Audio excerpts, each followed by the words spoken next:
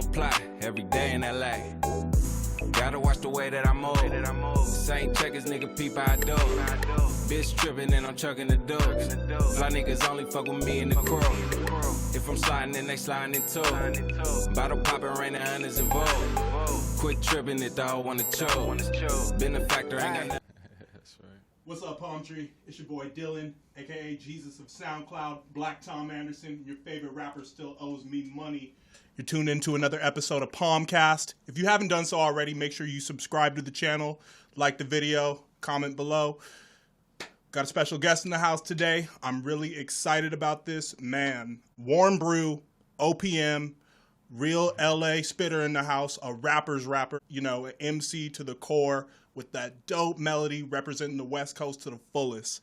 My man Ray Wright is in the house. What's good, boy? What's going on, bro? Glad you could make it. I appreciate it. All right, so I kind of like to start off the show with a little segment called the origin story, right? Everybody's always asking, you know, how do I find artists to, you know, sit down with? Break it to you like this. We got a mutual friend, my man Rolo Ramirez, Rolo Dolo, one of the dopest videographers, cameramen, photographers, real good friend of mine. Over the summer, we were on our way out to Vegas. We were going to cover Atmosphere's show with Z-Trip in Cypress Hill. So, you know, Vegas obviously is a long drive, and, you know, we're sitting there talking. One of the things that comes up is, you know, some dope people to sit down with. He's like, you need to tap in with my man Ray Wright. You know, he's from Warm Brew, crew that was signed with Dom Kennedy. It still is. Trio. So it came full circle, man, because just to think about how small this school of underground hip hop is. Circo from Warm Brew has a mixtape with my man Amir Says Nothing. When I ran into him a couple months ago at Freddie Gibbs' show, I told him, you know, I was getting ready to sit down with you. He's like, oh yeah, that's my boy. And like I said, me and Rolo were on our way out to cover the Atmosphere show. Atmosphere got a song with Amir, so you know, it's crazy how small it is, and just want to welcome you, and, you know. I appreciate it. Shout out to Rolo. Shit. Yeah, shout out to Rolo. Yeah, so you've rapped along some legends, bro. I'm talking like Jay Worthy, Dom, like I said, Desto Dub, Wiz, Hugh Augustine, always a cool dude. What do you think makes people gravitate to you as somebody they want to work with? Oh, man.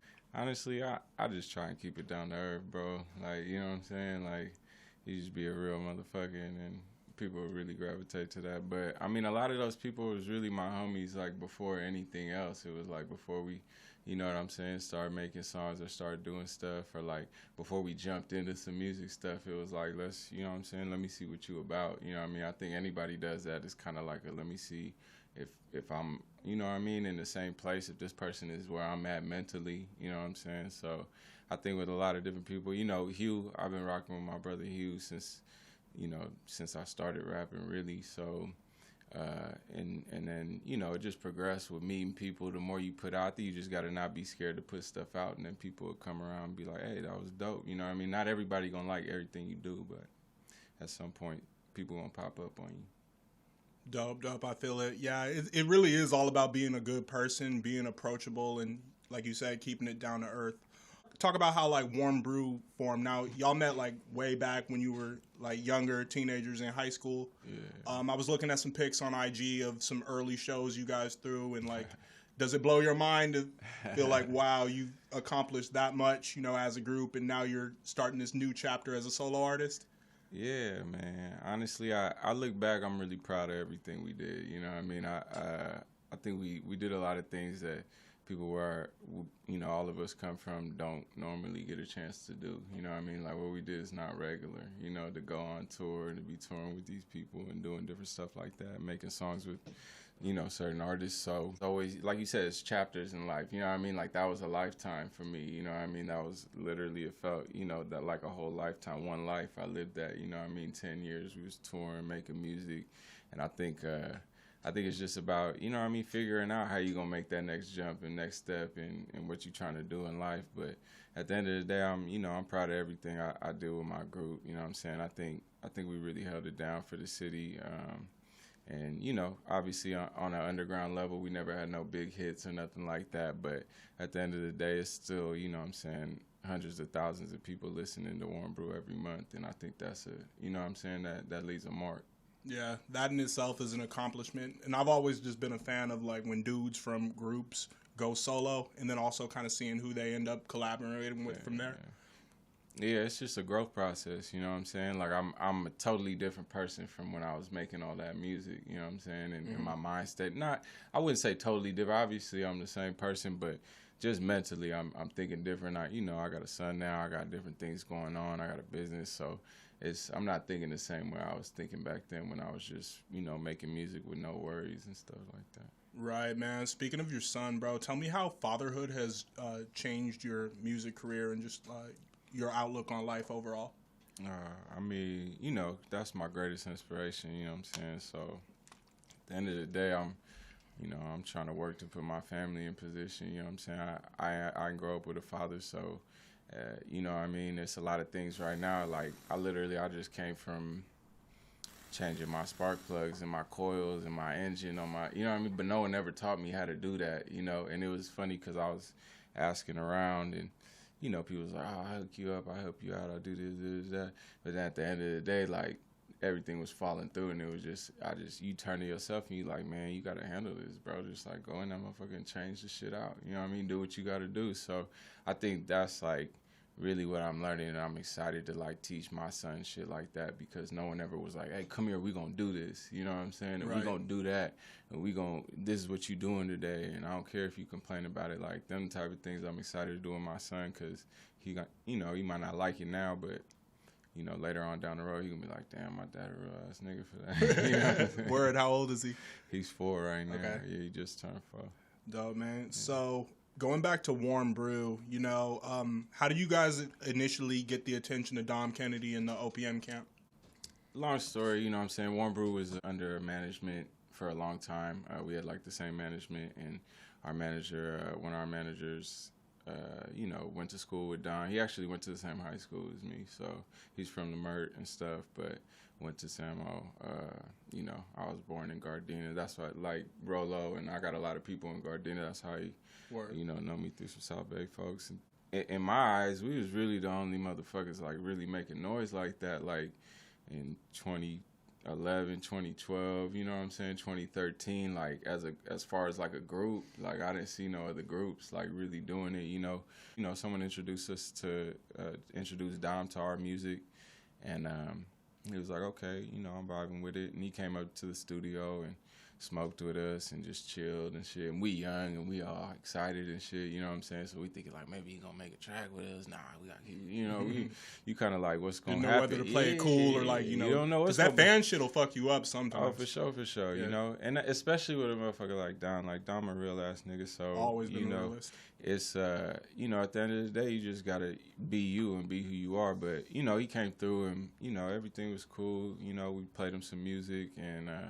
he was messing with it, and then the relationship just built from there. It wasn't like, let's just make a track, you know what I'm saying? It's like, nah, like, we got to be cool. Like, I got to know who y'all are a little bit or this and that. And then eventually, we started making, coming to his studio and, we'll make a track. It was almost like a tryout track. One of these tracks, he threw us a beat and was like, all right, I want y'all to rap on this. And then we did it. He was like, hey, that was hard. So it really just went from there. We went to South by with him and Jay and Nico and them, and from there, you know what I'm saying, we just kept doing our thing. Just gang from there, for sure. Mm-hmm. Now, speaking of that era, bro, that brought back some memories, man, because I remember it was like right at the tail end of the blog era, right before streaming came along. Yeah. So, yeah, you're talking like 2012, 2013. Yeah. And I just remember, like, LA was in transition then, It just felt like nobody who's like, boom, came out of LA, until Kendrick, of course. Yeah. And then we had YG popped off, You know what I'm saying? And so it was like, okay, we had a couple tracks. Yeah. But the one group I would want to see y'all get some shit in with, for real, was Overdose. Oh, yeah. Yeah. No doubt. I mean, we listened to all those groups, Overdose, Pac Div, You and I, like, we grew up, like, those were the groups when we was, you know what I'm saying, 15, 16, 17, we in high school, and we like, damn, these niggas making music, and they, you know what I'm saying, the shit look hard. Poly, you know what I'm saying, Polyester. Shout out Polyester. Like, man, that's, you know, that's one of my dogs, and he didn't, you know, introduce me to a lot of people in the game and gave me some good advice. So, you know, we rock with everybody, bro, who really hold it down for California. As long as you're not, you know, you're not no buster. Yeah. It's all good. Coming from a group and, you know, having that shared dynamic, you got to, of course, like, split a check. And, of course, like, everybody has their needs when they're on tour. What is it like, you know, moving and operating in a group versus as a solo artist? It's different. I mean, personally, like, you know, as a solo artist, I haven't really had, I guess, I wouldn't say as much opportunity, but just, like, you know, there's not as much offered to me as when we were signed. You know what I'm saying? We was a signed group, and we was, you know, with OPM and stuff, but we was also signed to Red Bull Records. So at the end of the day, you know what I'm saying, there was a lot going into that.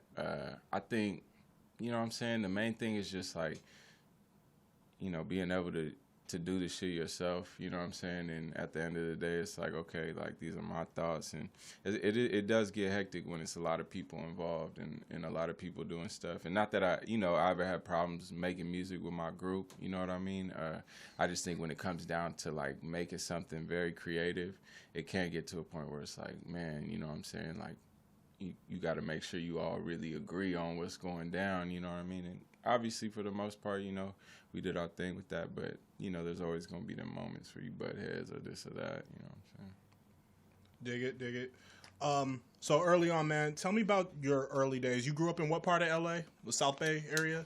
Yeah, so I was born in Gardena. I grew up everywhere, like, between, like, Gardena and Venice, you know what I'm saying, along the west side. So, like, I've lived in South Central, on the west side of South Central. I lived in Inglewood. I've lived in Venice, you know what I'm saying, West LA. What was the reason for so much movement? Just growing up, you know what I'm saying, I had a single mother, and shit was just rough, you know what I'm saying? It get rough out here. I'm saying we didn't always have a place to stay, or maybe have to stay with people, but that was one thing my mom, you know what I'm saying, always did, was try and keep a roof over my head or make sure she had a car to get me where I had to go, you know what I'm saying, which was school. So it was, we could be living in any city, you know what I'm saying. She was making sure she was taking me to school because, you know, she wasn't about to raise no dumbass nigga, you know what I'm saying? Shout out to moms. Your last album that dropped, Nomad, had your mom with the baby picture on the cover. Yeah.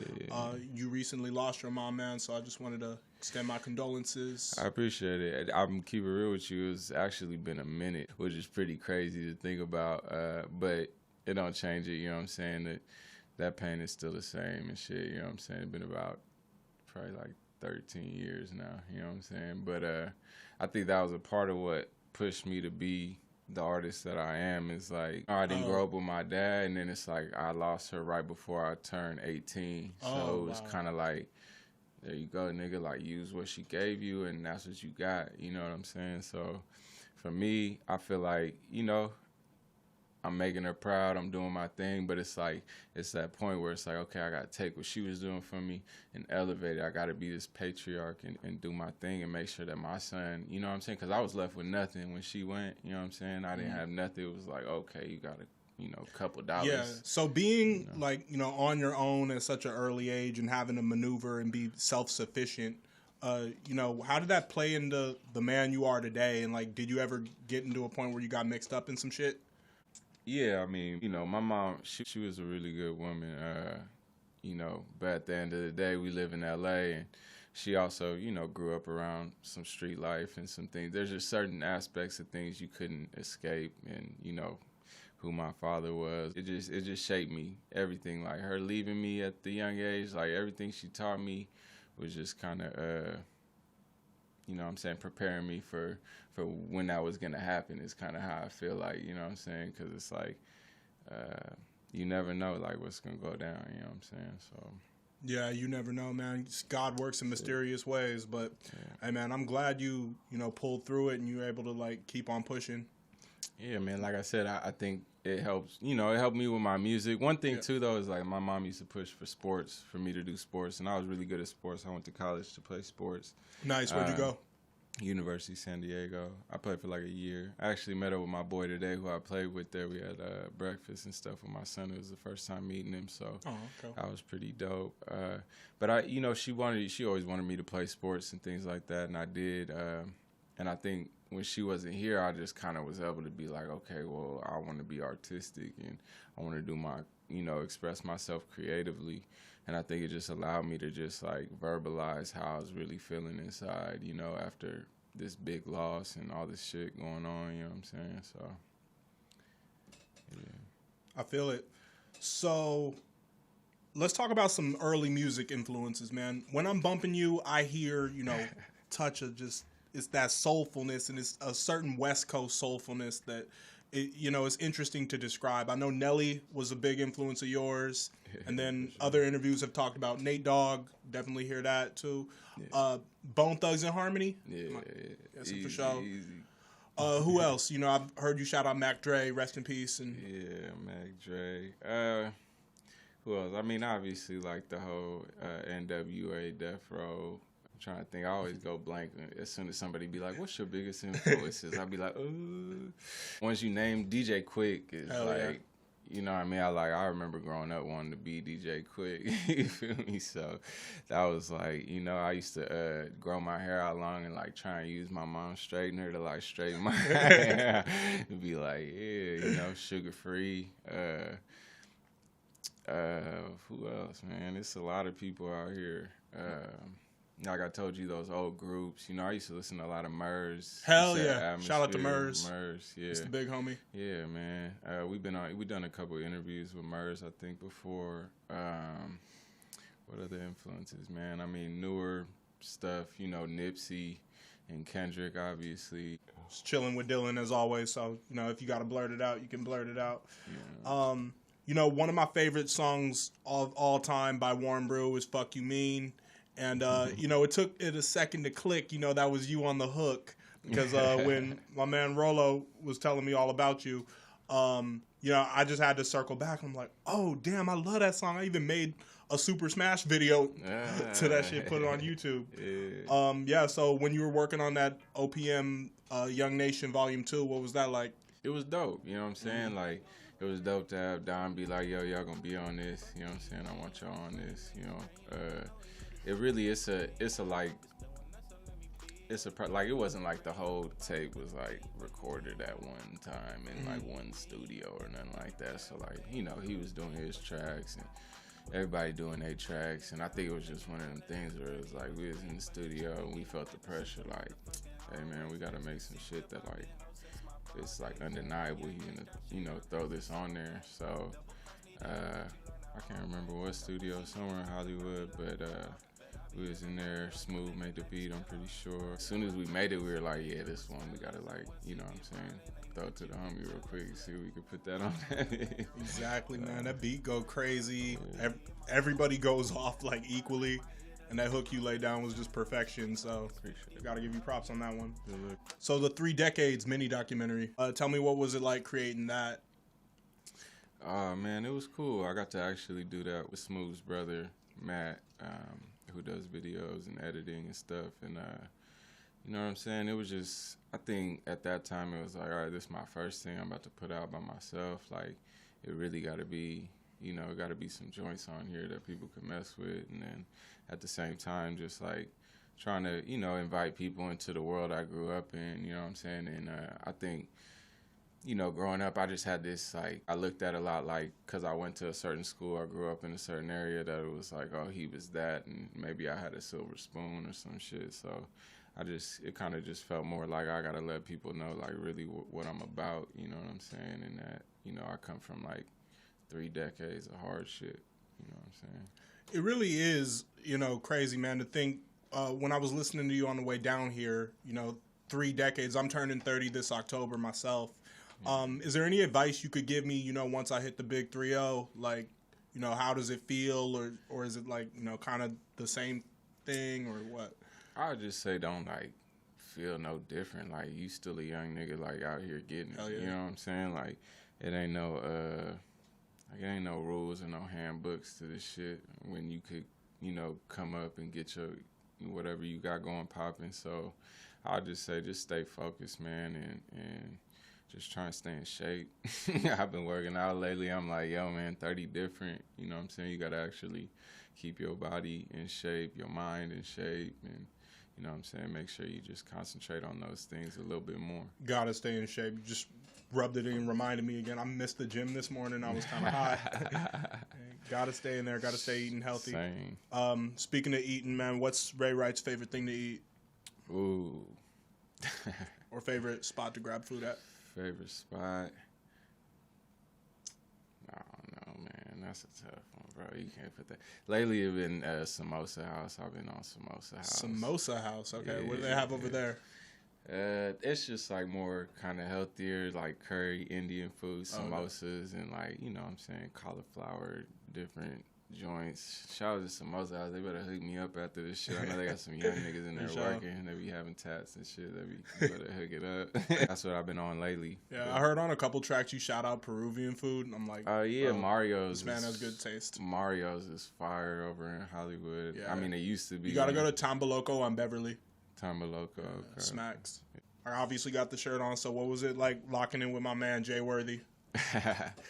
Worthy, that's my nigga, man. Oh, like that's really my dog. You know what I'm saying? When he was out here a lot, you know, probably like 3, 4. I mean, obviously from here and stuff, but he be moving around a bit. So, you know, when we was out here making a lot of those tracks and stuff, it was almost on some everyday type shit. Yo, what you doing? Where you at? What you doing? Pull up on me. Pull up on me.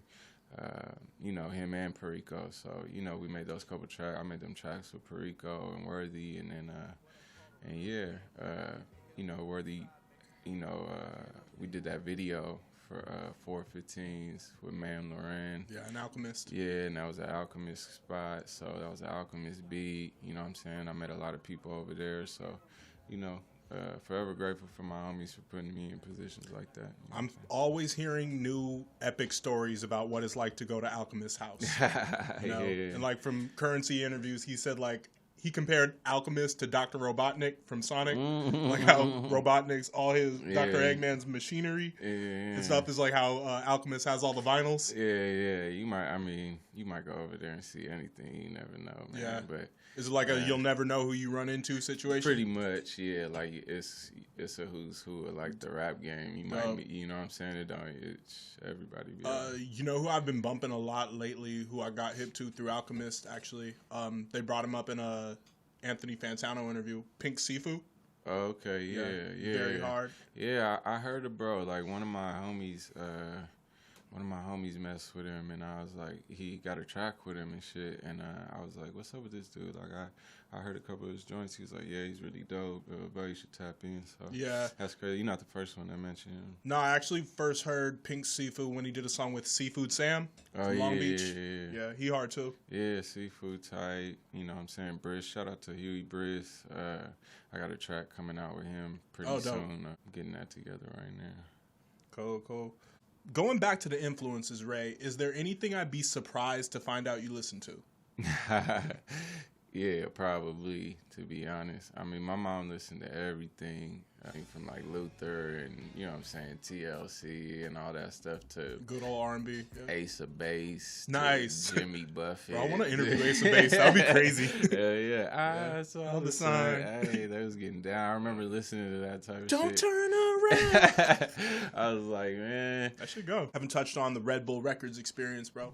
You know what I'm saying? Label life is label life, bro. Yeah. Like, at the end of the day, like, there's a lot of politics. Don't get me wrong, there's good people over there. And, you know, we worked with a lot of solid people.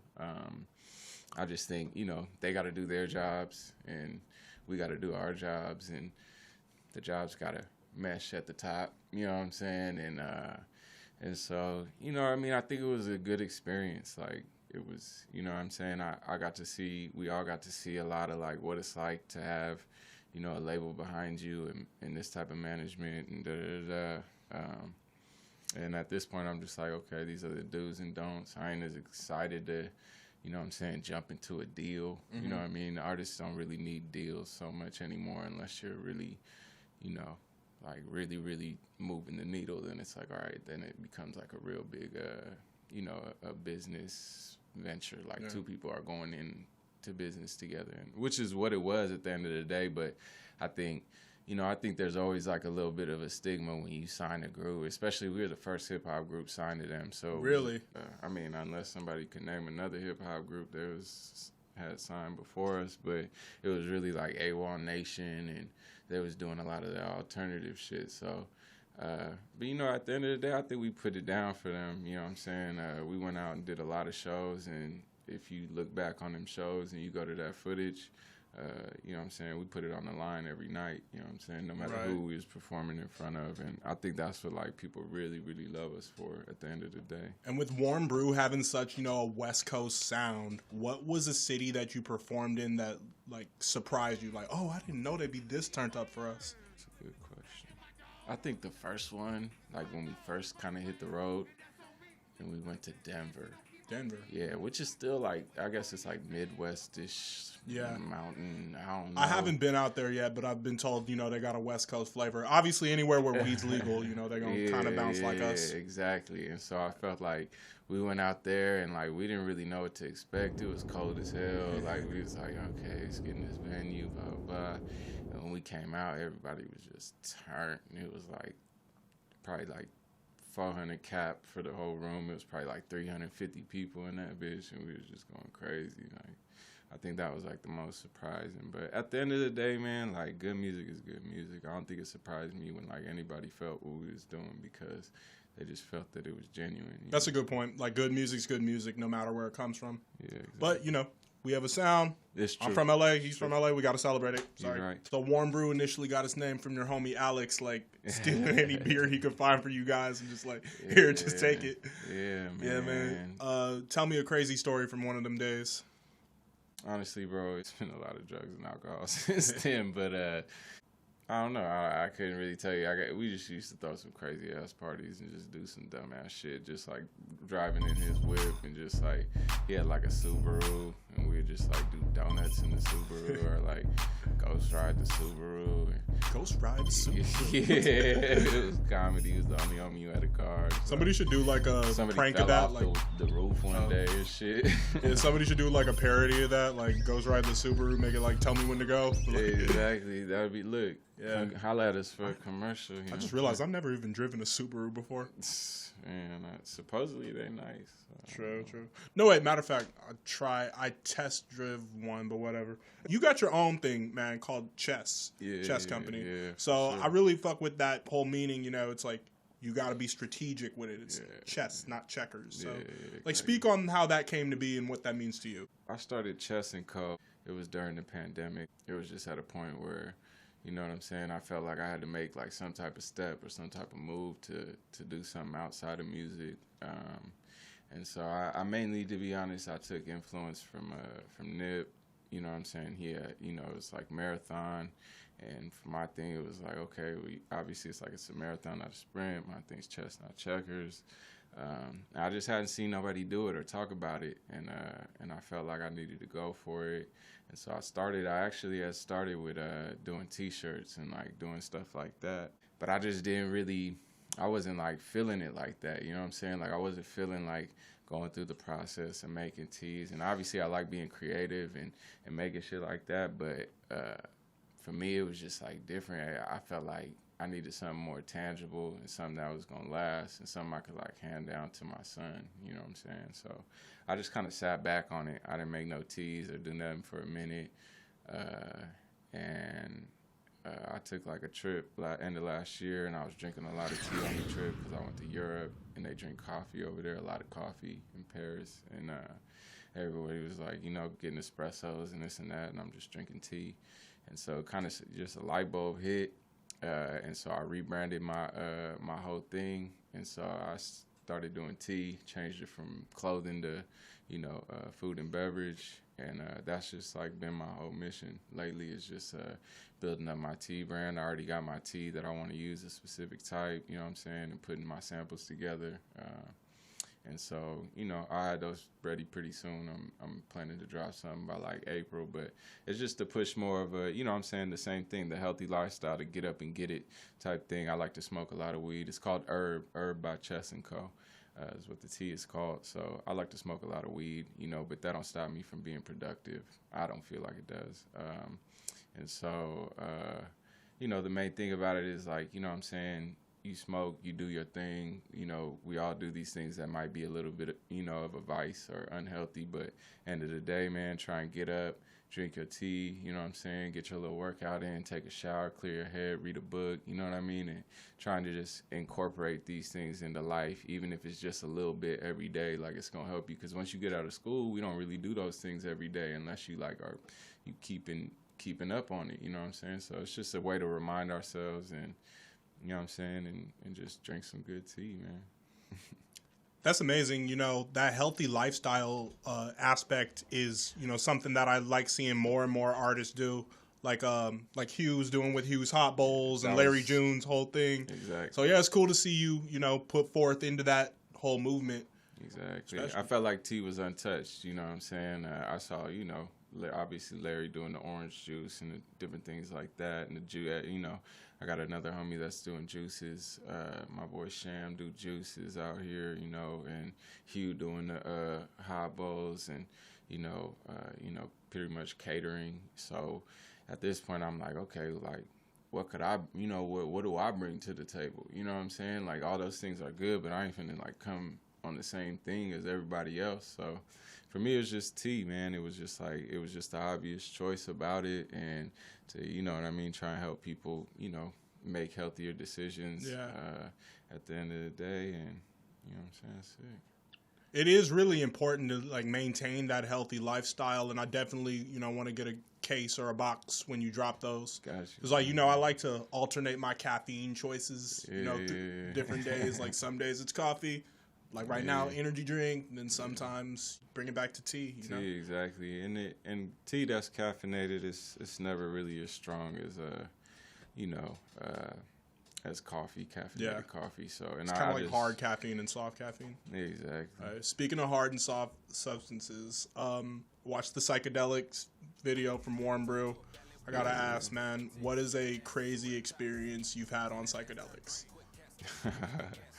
Crazy experience I had on psychedelics. I don't know. Every time I take them, I be having good experiences. So I think my main thing is like I be having these big ass epiphanies, like, and big ass ideas, and so that's, you know what I'm saying, I try and microdose. Usually don't turn out that way. I scarf down like an eighth or something. But yeah, man. Honestly, I can't tell you about like a crazy experience, except like sometimes you have them trips where you just like, you know, you might be like focusing on something and some shit might just be like, and like freak you out. You'd be like, oh, I gotta come back down to earth real quick. You gotta always remind yourself like, you just on some mushrooms, dog. Relax, bro. It's all natural. Yeah, I started dipping and dabbling last year just with shrooms. It can be, you know, it can open up your mind, and it can also, it's not for everybody. Yeah, it's not. But, it's not. I mean, look, man, just kids don't do drugs. Yeah, proceed with caution. Shout out to Rolo, though, because he introduced me to the homie Silo Goons. I need a re-up soon, too. Crazy. Before we get up on out of here, Ray, I'm asking every artist this year, come up with your own PALM acronym. PALM, but you cannot use pretty awesome lit music or media. Pretty awesome. Okay. Pussy always looks moist. Ooh, cold. It's for the players out there. To the players out there. What are like qualities you look for in a lady? Physical and personality wise. I mean, man, she gotta be, you know what I'm saying? She gotta be bad. She gotta be a pretty woman, you know what I'm saying? But at the end of the day, like, really the older I get, it really be about mental, you know what I'm saying? Because it's like you could find a bad one out here. It ain't really too hard to find a bad one, but like mentally, is they really like on the same page as you, or y'all moving in the same direction? So I think that's what it is, but you know what I'm saying? I think it's all about having good communication for number one. For sure. And yeah, that mental is key, as always. Just keeping it real. Relationship advice from Ray Wright. There we go. Man, Ray, it was a pleasure meeting you, bro. It was a pleasure, bro. Likewise, Good to chop it up with you. Chill. Yeah, man. All right. Y'all, this has been PALMCAST. Thanks so much for tuning in. Again, you want to hit that like button. You want to subscribe. Turn on that notification bell. Comment below what's your favorite Ray Wright song. What's your favorite Warm Brew song. Yeah. And, hey, once again, it's PALMCAST. My name is Dylan, but everybody just calls me Palm. Check us out at prettyawesomelitmusic.com. Make sure you're following on Instagram and TikTok. Make sure you tap in with my man Ray Wright. Get you some of that herb tea that he has dropping from Chess and Company. Yeah. And we out. Peace, love, Palm.